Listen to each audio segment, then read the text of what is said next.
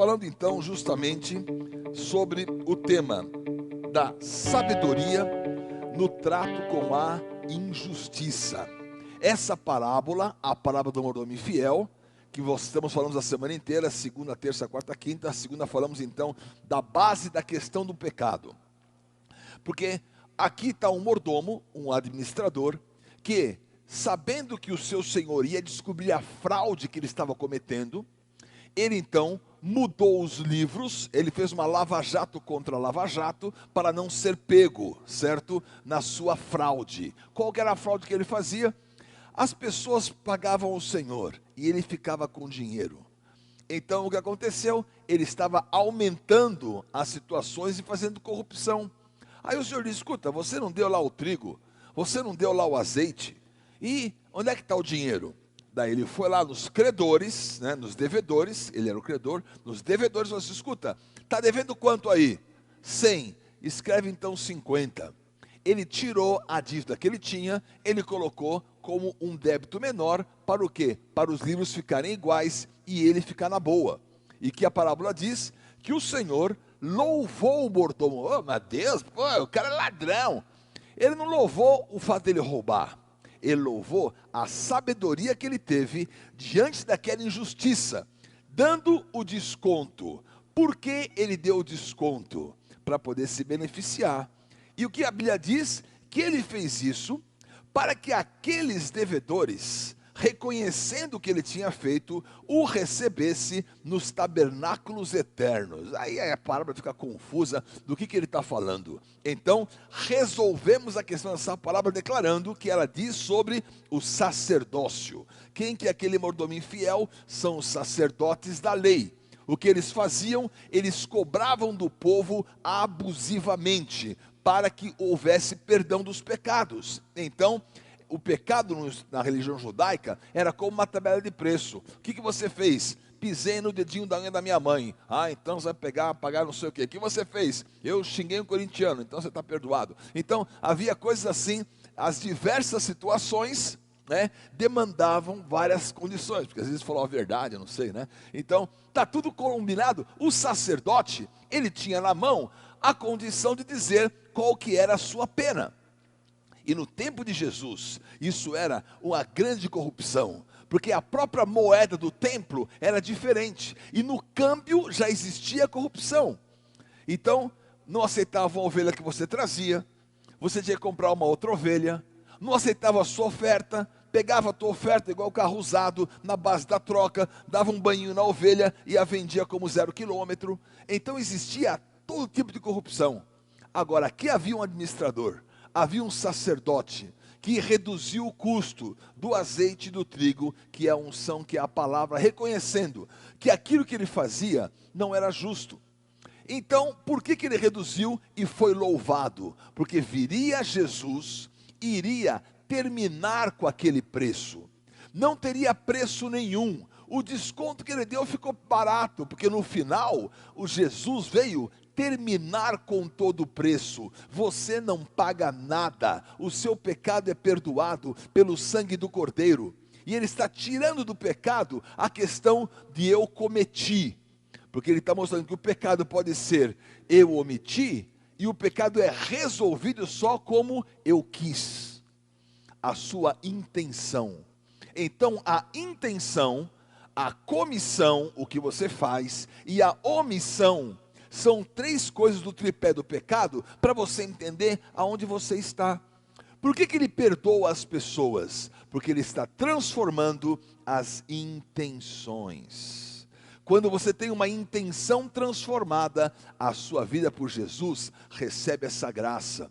E ele vai transformar você na sua essência, na sua verdade e na sua vitória. Por isso, nós temos todos esses slides da semana toda aí colocados, e amanhã vamos falar sobre lei e graça, para encerrar essa questão de como é importante você viver debaixo da graça. entender o poder da graça e sair da desgraça, que é a manipulação de dizer: ai, você pecou, senta aqui, ai, você pecou, mas confessou, ah, mas não confessou, mas falou, ah, mas é muito grave, ah, mas é pouco grave. Olha, e a manipulação continua, quando o que você precisa, na verdade, é entender. Jesus, ele veio curar no sábado, para dizer que a lei não era um dia de sábado, o sábado era uma pessoa que era Jesus.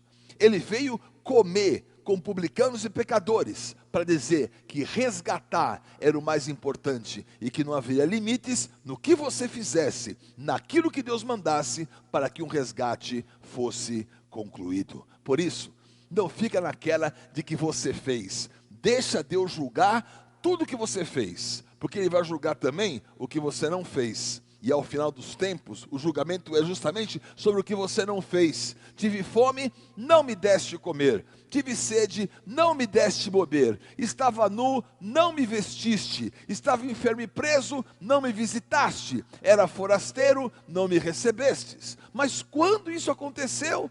Quando você deixou de fazer a um dos pequeninos, a mim deixou de fazer. Vai ser uma surpresa geral, porque Ele vai estar olhando a tua intenção, que gerou comissão ou gerou omissão. Aí você vai entender a questão do pecado e entender como Ele está limpando você pela graça. Então, o que é importante você entender nesse momento?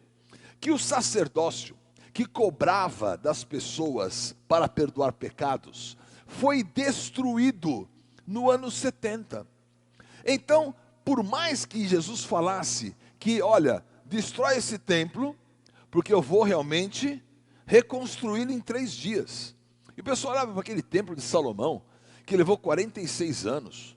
Ele em 3 dias ia reconstruir, porque o templo não era mais o templo de Salomão. O templo agora era Jesus no seu corpo. O templo era o seu corpo que seria morto e ressuscitado, e o seu espírito que iria habitar dentro de nós. E pelo poder desse espírito, nós teríamos a marca de uma renovação, de uma salvação, de uma tremenda posição daqueles que são agora membros do corpo de Cristo.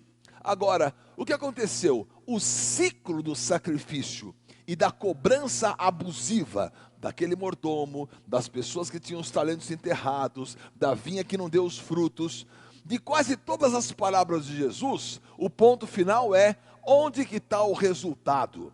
E as pessoas estavam apenas o quê? Cobrando um absurdo para viver realmente dar um perdão. A religião judaica tinha um grande negócio: perdoar pecados. Quando vem os discípulos e Pedro se levanta no Pentecostes e fala assim: e agora, pelo nome de Jesus, os seus pecados estão perdoados? Acabou o supply chain, acabou a cadeia de suprimentos, acabou a indústria de perdoar pecados. Acabaram-se sacerdotes ganhando diárias altíssimas, acabou a faca afiada, acabou o altar, acabou o fogo, acabou a lenha, acabaram os animais, acabaram o câmbio.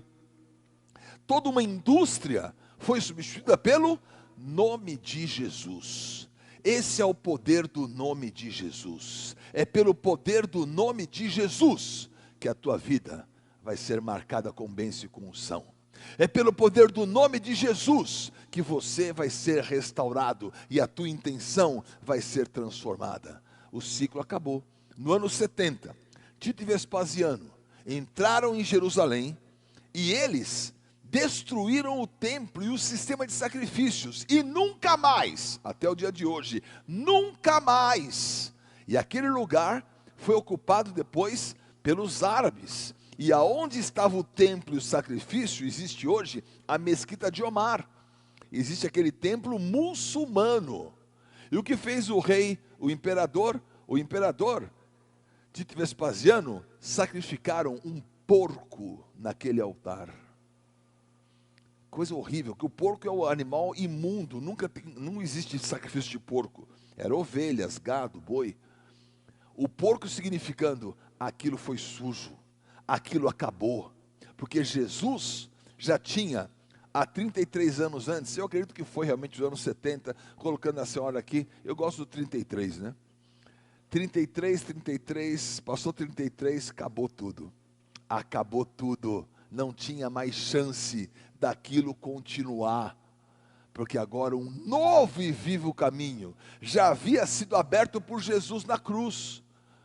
Então, qual foi a desculpa daquele homem, sacerdote ou administrador infiel, quando ele foi pego na sua fraude, de tentar mostrar que o seu débito estava realmente um passivo com o seu senhor? Ele disse: que farei eu? Cavar não posso, mendigar tenho vergonha. O que é cavar? É você plantar uma nova semente no reino de Deus. Você pode cavar, sacerdote. Cava e sai dessa religião. Cava e busca realmente um solo novo. Cava e tira a superficialidade de sacrifícios que não aperfeiçoam nada e ninguém. É o que fala Hebreus, do sacrifício pelo pecado, que nunca resolveu nada. Cava, vai no mais profundo e para de mendigar. Mendigar tentando dar manipulação e descontos ao povo. Então está mais uma prova de que aquela situação se referia a um sacerdote que não podia cavar, porque a religião quer a superficialidade. A religião não dá a você profundidade. A religião só pede aquela forma, só pede aquele ritual. Cavar ele não podia ir mais profundo, ele não podia buscar a essência, ele não podia cavar. A religião impede você de cavar, e quando você começa a cavar, você vai ver o podre da religião, vai ver a loucura dos bastidores, você vai ficar escandalizado em ver tanta loucura, e tanta morte, e tanta situação para querer matar os que estão cavando. Mendigar, ele tinha vergonha. Parece que hoje as pessoas não têm vergonha de mendigar. E fica pedindo dinheiro a seu favor. Estão realmente contaminando o princípio de uma oferta, que é ofertar e ofertar. E nós estamos aqui nessa oferta para colocar sobre você a visão real do que uma oferta faz pela sua vida e faz pela obra de Deus. Porque Romanos 10,4 fala: o fim da lei é Cristo, a justiça de todo o que crê. É o sacrifício dele que terminou com toda a manipulação da religião judaica. Então, o que você tem que viver é graça. Amanhã nós vamos falar mais sobre lei e graça para encerrar essa semana desses textos difíceis. E você entender que Jesus, pela graça, disse para aquela mulher adúltera: vai e não peques mais. Eles tinham adulterado a própria lei. Nós precisamos entender o que é graça. Graça não é a substituição do juízo, é a substituição da lei.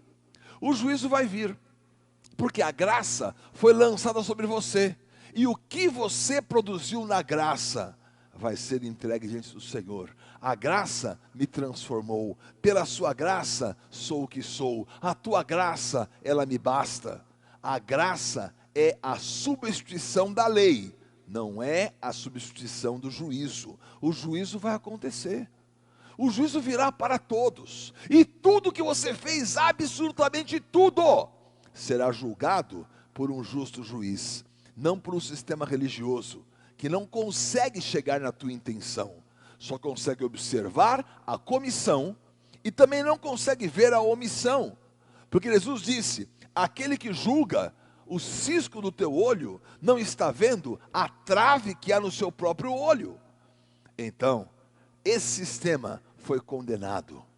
E a parábola do mordomo infiel é um grande exemplo de como você tem que resolver graça para ser recebido nos tabernáculos eternos. Então aguarde amanhã a finalização disso, mas pegue depois esses estudos, porque você nunca ouviu essa parábola dessa maneira. E você vai entender textos difíceis da Bíblia, que estão mostrando a realidade da verdade espiritual. Os pecados são perdoados pela graça. Vai e não peques mais. É uma palavra de amor que vem ao seu coração para mudar a sua intenção. O Evangelho tem poder para mudar a sua intenção. Não tenta ficar na comissão e sabe que quando você comete, tem muita omissão também acontecendo. Eu vou orar agora.